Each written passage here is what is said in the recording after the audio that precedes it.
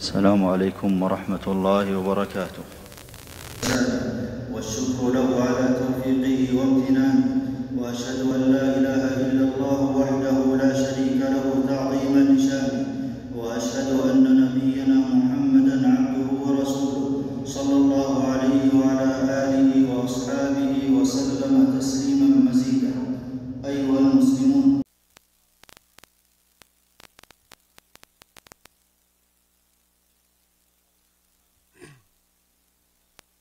بے شک تمام تعریفیں اللہ کے لیے ہیں. ہم اس کی حمد بجا لاتے ہیں، اسی سے مدد مانگتے ہیں اور اسی سے بخشش طلب کرتے ہیں. ہم اپنے نفس کی برائی اور اپنے برے اعمال سے اللہ تعالیٰ کی پناہ چاہتے ہیں. جس شخص کو اللہ تعالیٰ ہدایت دے دے اسے کوئی گمراہ کرنے والا نہیں، اور جسے گمراہ کر دے اسے کوئی ہدایت دینے والا نہیں. اور میں گواہی دیتا ہوں کہ اللہ تعالیٰ کے سوا کوئی سچا معبود نہیں، وہ تنہا ہے، اس کا کوئی شریک نہیں. اور میں گواہی دیتا ہوں کہ ہمارے نبی محمد صلی اللہ علیہ وسلم اس کے بندے اور رسول ہیں. بہت زیادہ درود و سلام نازل ہو آپ صلی اللہ علیہ وسلم پر، آپ کی آل اور صحابہ کرام پر.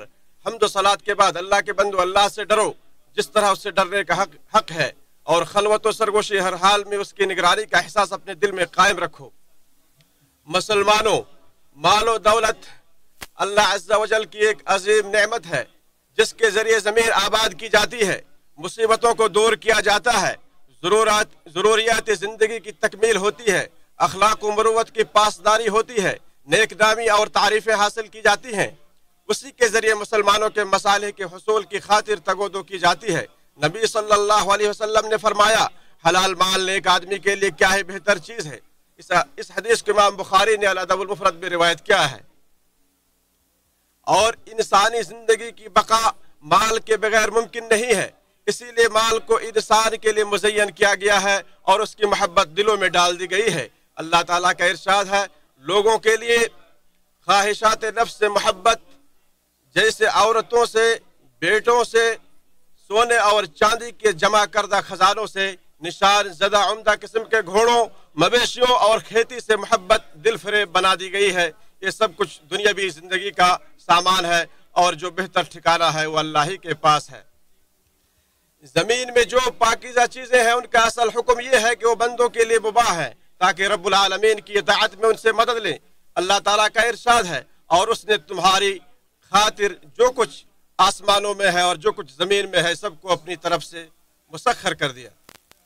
تمام پچھلی امتوں کو اللہ تعالیٰ نے فتنوں کے ذریعے آزمایا، اور اس امت کا فتنہ مال ہے. نبی صلی اللہ علیہ وسلم نے فرمایا، ہر امت کے لیے کوئی ایک فتنہ رہا ہے اور میری امت کے لیے فتنہ مال ہے.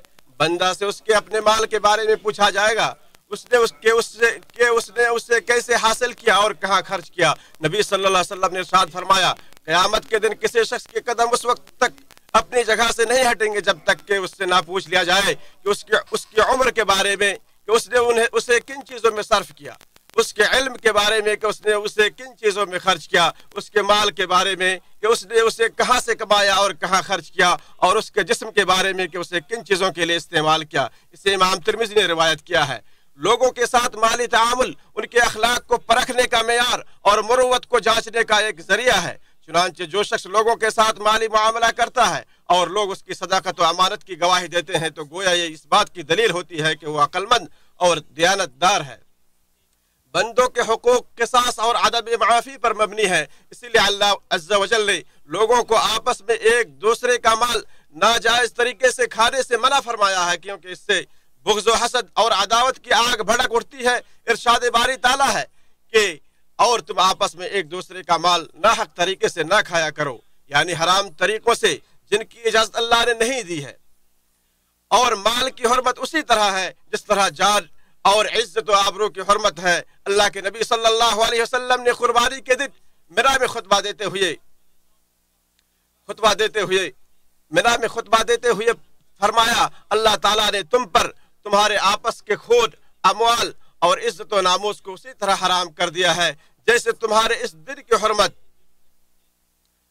تمہارے اس شہر اور اس مہینہ میں مسلم ہے.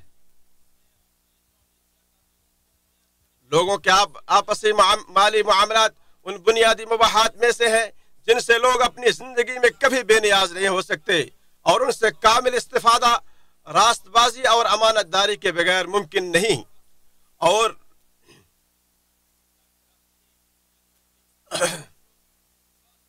लोगों के बाहमी मामलात में साफ गोई और शफाफियत बुनियादी चीज है। जो उसकी मुखालफत करता है और अपने भाई के हाथों ऐसी चीज फरोख्त करता है जो हराम हो, जो उसकी मिल्कियत में ना हो, या जिसे कब्जा में लेना और उससे फायदा उठाना मुमकिन ना हो, तो मना करदा उमूर का मुर्तकिब होता है।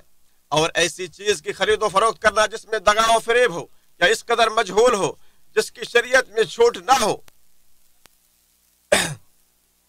या ये कि बेचे जाने वाले सामान में धोखा दही से काम लिया गया हो, तो उनसे मुताल्लिक शरीयत ने वही सुनाई है। अबू हुरैरा रज़ी अल्लाहु अन्हु कहते हैं कि रसूलुल्लाह सल्लल्लाहु अलैहि वसल्लम का गुजर एक अनाज के ढेर के पास से हुआ।